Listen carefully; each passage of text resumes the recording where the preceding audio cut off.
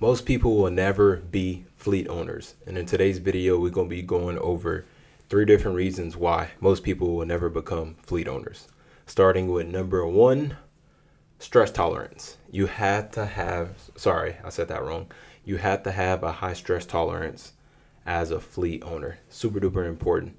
You can't just spaz out every time something bad happens. You have to practice, learning or getting better, because that's something I wasn't good at first. But now as we go on and we get more experience and we're dealing with different people, I'm able to deal with it better. It's super duper important as a business owner to have a high stress tolerance. Yeah, but also a good support system, because if I had to do it by myself, I would not do fleet. I just wouldn't. I just don't think like dealing with the type of people or just dealing with people in general with the liability of being a fleet owner is worth it. Like, we've had somebody leave the city. We've had somebody who kept trying to go from city to city to city, and we had to like literally chase them down.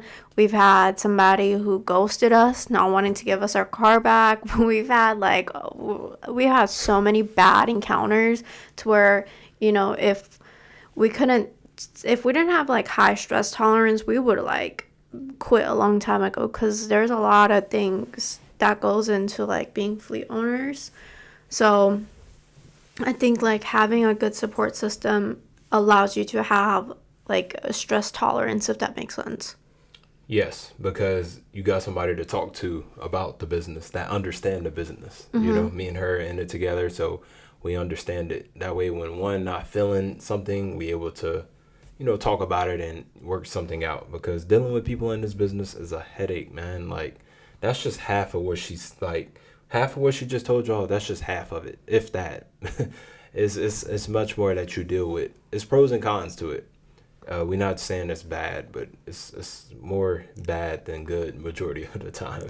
And with stress tolerance, I feel like now that we practice that, we also move like more strategically, if that makes sense. So like if somebody does something, now we try to be like 2 to 3 steps ahead, So like, but that also came like over time with being able to like tolerate stress, because if you can't tolerate stress, like all you're going to do is think about that one problem versus like, okay, how can I be 2 3 steps ahead? And yes, and that's why I say it's so important to be a quick problem solver. Because if you don't have a high stress tolerance, you'll be quick to react. You don't want to be quick to react. Exactly. You want to think rational. Okay, what's the best move on the chessboard? How could we fix this problem? Okay, this renter don't want to give us our car back. How we gonna go about it? So if it wasn't for the lessons that we learned in the past, we wouldn't be in this position now, as far as state of mind when it comes to being able to handle stress and also thinking rational. Super duper important to be able to handle stress in this business, because you might be late at night, 1 o'clock in the morning. Hey man, I just hit something, or I got a flat tire or oil change. And you as a fleet owner, you got to go take care of that or find a solution for it very quickly, because at the end of the day, that's your vehicle. Exactly. Number 2, managing people. That's like the basics of the basics. You need to know how to manage drivers, not just keeping up with the car, but managing their the money they make, what they ran in tolls, what else? I feel like I'm missing a lot, but overall, I'm not going to go into the nitty gritty, but just overall, you need to know how to manage people when it comes to being a fleet owner, because they're not going to do it themselves. There've been times where our job is just to provide the car, make sure the car is working, and make sure you're able to go on the rideshare platforms. But it have been times where people will be like, oh man, could you do this? Could you do that? And that's not our job, but we still do it. Our job is just to manage the vehicle, make sure everything is running perfectly fine, and you able to go online. That's it. But sometimes it get a little hectic dealing with different renters. So if you don't know how to manage them, you gonna like fall behind, because they don't even manage themselves. Like, majority of them don't even keep up with certain things. You need to be able to explain to them how much money they done made this week, what was taken out, why it was taken out, how much they expected to get paid. Like, it's a bunch of different things, but you have to know how to manage people. which is why I think it's so important that you partner up when becoming a fleet owner, because if you try to do it yourself, it can get overwhelming. Yeah, and also like different people have different communication styles. So like whenever we are managing people, there's some renters that we never talk to aside from like emailing like invoices throughout the day and we never have any problems. Then we got other renters in the past where we've had to be in constant communication because they didn't want to pay or they didn't have enough money or we're charging them interest or like, just like managing people, but also knowing how to talk to different types of people is very important because everybody's communication style is different. So you want to basically provide that customer service and explain and provide that management skills as much as you can in order to make sure that your business is staying afloat, but then also making sure that like to a certain degree, like the driver is profitable or doing things in order to be profitable. Yes. So yeah, correct. You're not just managing the fleet, you're managing the driver too. Yeah, sure. Like if for example, like I can see how many rides you take. I have somebody that we just onboarded the other day and he took 32 rides. He made over 500, but he took 32 rides. That's somebody that we know like he's going to be somebody that's going to be hustled versus somebody who's like taking 1 to 2 rides and they're calling, complaining like, hey, I'm not making that much money. Like, like you need to be able to manage and pivot and basically provide that customer service, I guess. Yes. Very true. Because with different people come different hustles. Mm-hmm. A lot of these people complain about the money even before they get the keys. Are you sure I can make this amount? And we don't guarantee. And we don't guarantee. Yeah, they're like just like this is something that I want everyone to like completely understand that whatever you put into anything is what you're gonna get out. And if you're in a field of being uncapped, it's your choice to be uncapped, right? Like, for example, I just gave you the scenario of this guy who took 35 rides. He's taking 35 rides because he wants to make a certain threshold versus like he wants to get 1 good ride or 2 good rides. No, he's not worried about that. He's worried about threshold. So you need to come into this business not having expectations of, oh, I want to make, $3,000-$4,000 this week, but I also only want to work 4 hours a day. And also I have other responsibilities I want to take care of, but I still want to make $4,000 this week. Yeah, so you've been a fleet owner, you need to be as transparent, as honest with these people as possible. I recommend don't make income claims. Yeah. Because when it comes to managing them, they're going to be calling you, man, it was a slow. What happened? Why is it slow? I don't know. Figure it out. We just providing a car, and me going above and beyond and giving them the secret sauce of how to utilize and run the Rideshare platforms, they still take it for granted. Mm-hmm. I can literally sit down with somebody right now and tell them everything about this business, and they'll call me tomorrow. Well, you said this, but this I tried that, it didn't work. And keep in mind, these are grown people, 40, 50, 60, acting like children. Yeah, so that's why managing people, it's super duper important. Is very important. Third, you always have to be professional at all times. Yeah, man. There's some instances where I just want to cuss them out, literally. Like this is why I put it for put them to 3. Jail. This is why I put it to number 3, because it had been like multiple encounters with me and her dealing with renters where you just want to, man, yeah, I'm gonna leave it there. But you have to keep that professionalism. You got to keep it because it's easy to get out of character. Yeah. And plus, that's not stoic, not good for business. So you need to know how to be able to deal with people even when they not in character themselves. That's when I like to get corporate aggressive. Yeah. We get corporate aggressive very quickly. And it's good because, like, you wouldn't exercise that muscle if them things didn't happen. Now, it had been, like, situations where a renter is upset at me or something and he's yelling and cussing on the phone, or she's yelling and cussing on the phone, and then I just got to be like, okay, yeah, okay, what's the issue, da da da, you know what I mean? Like, I'm not gonna get back on a level like or if we in person trying to get back on a level. And by the way, they never do this in person. Never. It's always over the phone or through text message. Yes, and then they be ducking to the full extent, And here's another thing. It's like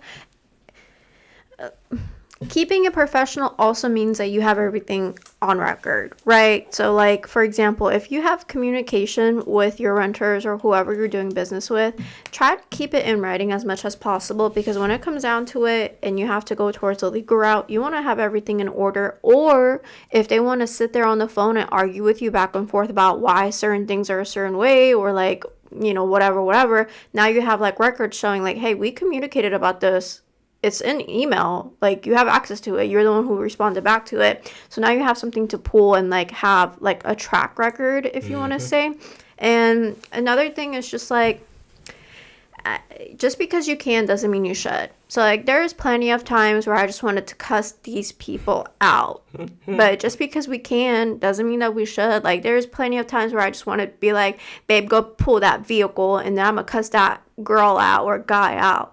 And then it's just like, it's at the end of the day, you have a reputation on the line, and you can choose not to do business with them in the long run. But overall, like, you want to keep your reputation, but you also want to make sure that the car is safe, because we've had some petty people in the past that wanted to go out of their way to do things towards the vehicle because they didn't know how to, like, control themselves, if that makes sense. Yeah, that make a lot of sense. Absolutely. People don't know how to control their emotions, so you have to play it smart as a fleet owner to where you keep them sane. That way they don't do nothing to your car. Yeah, to do a little story time, a quick little story time. Uh-oh. We had a lady, and I hate this lady. I hate it. I hate her with my whole heart. We both hate her.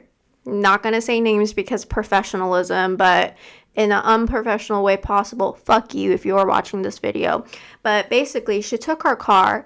And this is another thing. We're not in here for money, right? Do you know how many people are like requesting to do Uber Black day in and day out? Like, the reason why the permit center charges you to get a limo license is because they want a piece of the pie, because they know that there's money to be made out there, right? So now if the city is getting involved, that means that there is potential to make a lot of profit. So keeping that in mind, we had a lady who rented with us, and the first week she rented with us, she was not happy with the ride types that she was getting. But then we started tracking her performance, and we saw that she didn't work. At max, throughout the week, she would work like 3 to 4 times, right? 3 to 4 times in that week, and only 2 hours per day is insane. And then expect to make $500-$600 a day and only working 2 hours, insane. So she would come back with her problems to him, and then expect us to be like the problem solvers, when she didn't even want to put in the work, right?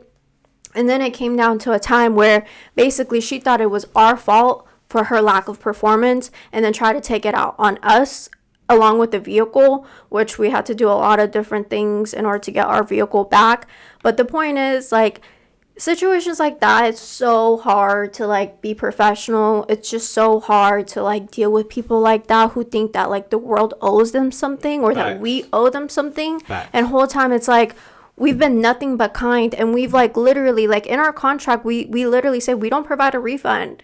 If you breach the contract, you breach the contract. But in this instance, we were like, hey, you're not profitable. You're not working. So instead of like continuing the contract, we'll break it. We'll give you your money, and then we'll just get our vehicle back, and then we'll just, rent it out to the next person. She didn't want to do that. She was like, I can make it work. I can make it work. And then it came to a time where she tried to ghost us and not give us our car back. Do you know how hard it is to keep it professional with a person who doesn't want to give your car back? Super duper hard. And it goes back to what you said earlier, which is very good, by the way, as far as being professional is just not like character. It's also business systems. So, for example, we had things in place whenever that happened to say, hey, this is what we're going to do to get our vehicle back. And then within seconds, we got it back the professional way, rather than trying to get ghetto, trying to get ratchet, putting her in her place. We did it the professional way, which I can't wait to have like really go into story time. God, we have so many stories, but yeah, she was passionate about that. I hate that lady. Oh, I still do. Like, once we get our revenue up and we have more money, best believe we will be coming after you legally harder than we have been. Yes. So we just wanted to share those 3 tips. I think it's super duper important for people to understand that fleet ownership is not just about money. No, Like, the to be money is honest, not worth yeah, the amount of stress that yes, to you be can endure. honest, yes, to be honest, like, I don't even think, like, we don't care about money no more. Like we just learning like a whole lot of business lessons because we never ran a business. Ever. Independent. But we're also 26, so keep that in I feel mind. like we old though. I I don't. always tell her I that. don't. I always tell her that. But yeah, like we not owe money. It's more just like learning business lessons, which is super duper hard. Social media make this shit look sweet, and we not that type of couple. Like I'm as honest, as transparent as possible. She know that. She the same way. We building our own brands, and like how they make it look on social media, it's not actually like that. Now, are we doing well for ourselves for us being 26? Absolutely. We live a wonderful, amazing life. Beautiful. But it's a lot of lessons, especially when you in business, that you learn A throughout life. lot of unfortunate events that we had to like go through as a couple that like Yeah. that could have broke us. Yes. Not gonna lie, like that could have broke us. But we, it's just like whenever it comes down to dealing with people, you have to have a good partner that allows you to be able to endure stress, but be able to tolerate that stress. And then also just like, Also, always think rational at all times. I think that's the most important out of all because if one of us is out of line, upset about yeah, something, we both can't be like that. exactly. Because now we're not thinking logical and making the best move for business or our business. So I think rational, just being able to think rational and focusing on what's the best move is the best, always going to be the best because you want to make sure you stay protected. Always. Always stay protected. So that's pretty much all we got. Did you have anything else that you want to add in? No, get us to 100K. She was super passionate about that story. God, I hate her. I can feel her fumes. Like she was enraged. But see, like that's a good balance. Like he gets like that too with a couple of renters that we had that we may discuss in the future, but yeah, not right now. Yeah, we definitely gonna talk about it for sure.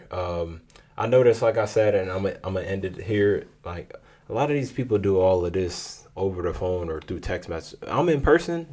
Where that energy at, man? Like, please. And it's not like I'm big and bad. Like I'm gonna get on you. It's just like Be an adult. be an adult. Like while we in person too. Like do all of that while we in person. That way, I can kindly put you in your place respectfully and professionally. Exactly. Because it's good to exercise that as a man and also as a woman too. Like that's super duper important. You can't be a business owner if you don't know how to handle people when they not in character. Exactly. So, yep. but with that being said, we'll catch y'all next video. Bye.